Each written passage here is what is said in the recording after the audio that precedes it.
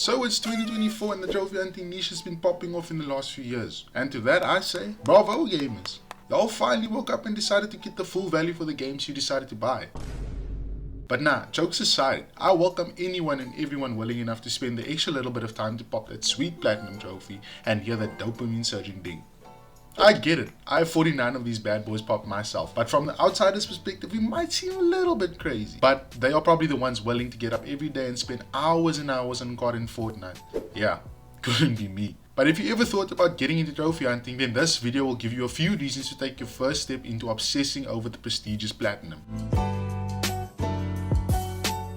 So if you are anything like the typical gamer, you probably have a massive backlog of games sitting and staring at you. Well, trophy hunting can help you focus down and slowly tick games off this backlog, starting with shorter and easier games and working your way down to the harder games later on. It is a great way to track what you have completed and what still needs to be done next. Serving as a checklist and knowing what games have been completed in its entirety can help you move on to the next game mentally. Or you can just continue to play the game past that point like I do with Honkai Star Rail, but that's besides the point. But to link this to my next point, trophy hunting also makes sure that you get to experience everything a game has to offer.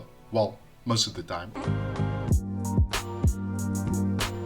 Some games allow you to get away with murder and not collect every single collectible, but these are few and far between. The real diamond in the rough here is that you get to experience a lot of content that would otherwise have flown under the radar. For example, missions that might have a better story than the main quest itself, secret weapons that make you ridiculously overpowered, even optional bosses that are just badass. There is much to explore in all games that we play, and we should take the time to experience this, as often the main stories only show us about 50 to 60% of what the game actually has to offer.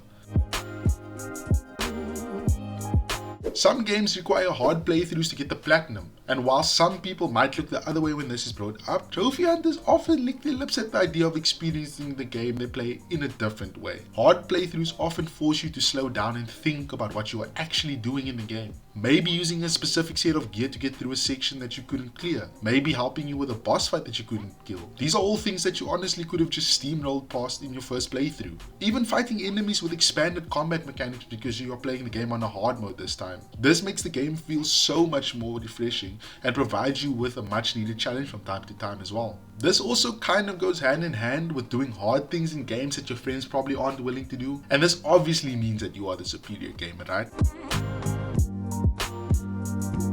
I've been trophy hunting for years now, and I've seen many new creators stand out and grow amazing communities by simply just doing the hardest platinums they can possibly find. Everyone wants to see you suffer after all. This is the internet if it wasn't obvious enough. But even if you are not a creator, having these ridiculously hard platinums under your belt says something about you. You are just built different.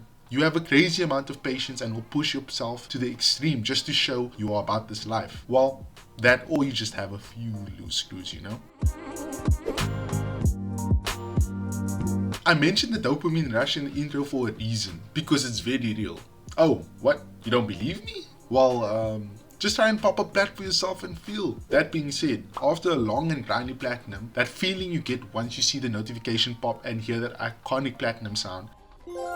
Here we go, Master Marsupial. It just hits all the right spots. There's something so addictive about seeing those platinum trophy numbers go up, and the best part of it all is it never gets old.